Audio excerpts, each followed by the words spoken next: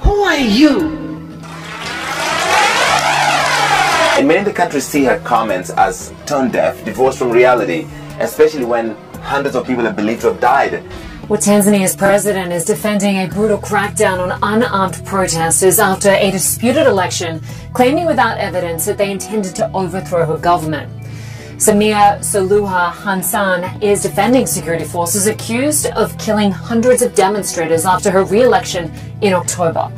Protesters said the vote was rigged because the president's main rivals were either jailed or disqualified.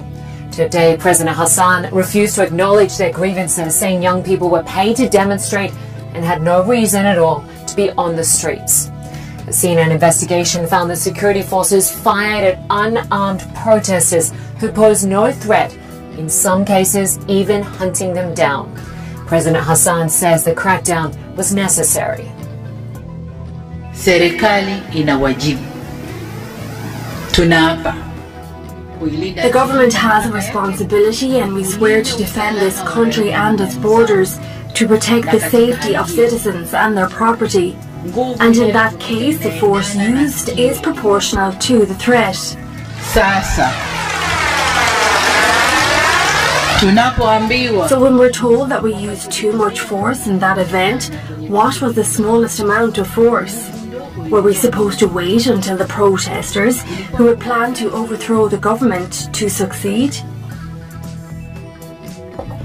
CNN's Larry Maduro is following developments from Nairobi, Kenya, and joins us now live. Larry, certainly we're just listening there to the leader, not only backing the security forces who carried out this brutal attack on unarmed protesters, but blaming the protesters for what she's called a manufactured event. Just take us through her comments and the reaction you're seeing. Linda, in other jurisdictions, governments would open misconduct proceedings against any police officers who use excessive force against guidelines, but that's not what's happening in Tanzania.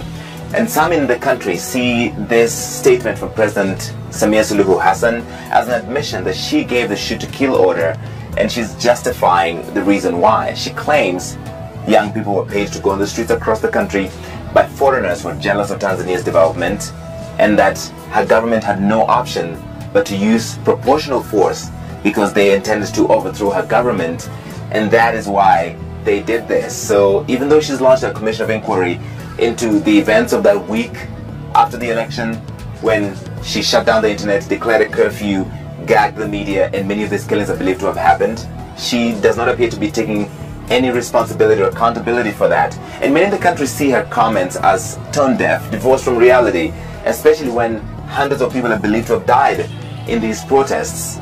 We don't know the exact number. The opposition says as many as 2,000 could have been killed, probably more. The government says that number is hugely exaggerated, but has refused to confirm the death toll.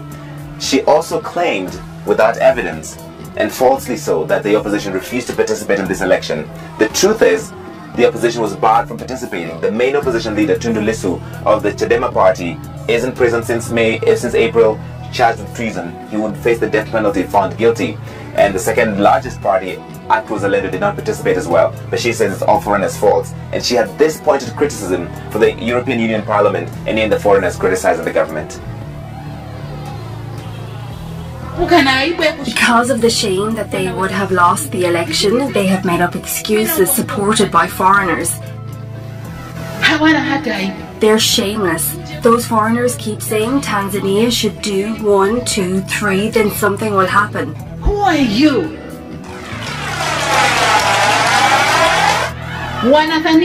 They think they're still our masters, our colonizers, because of the little money they gave us. That is the alternate reality that President Samia Hassan has created, where her government is above criticism, and she claims that the opposition just didn't participate because they smelled defeat, because she's done such a great job in her first term that they were going to be defeated. The Electoral Commission gave her 98% of the vote, which many people say is improbable. But at the same time, Tundu Lissu, the main opposition leader, is still in parliament, and she says young people have announced they will have more protests on December 9, which is Tanzania's Independence Day. She says they're ready. Whether it's Independence Day or Christmas, they will be ready. So that was this hour-long conversation in front of Tanzania's Dar es Salaam's elders, that's the commercial capital, which many in the country kind of watched with bewilderment as she went on and on and on, justifying what happened in those weeks and appearing to give answers that her commission of inquiry is supposed to be answering, Linda. Duuh, thanks to you for that update. Hakikisha umesubscribe, comment, like na kushare. Mseto Media, we connect everywhere.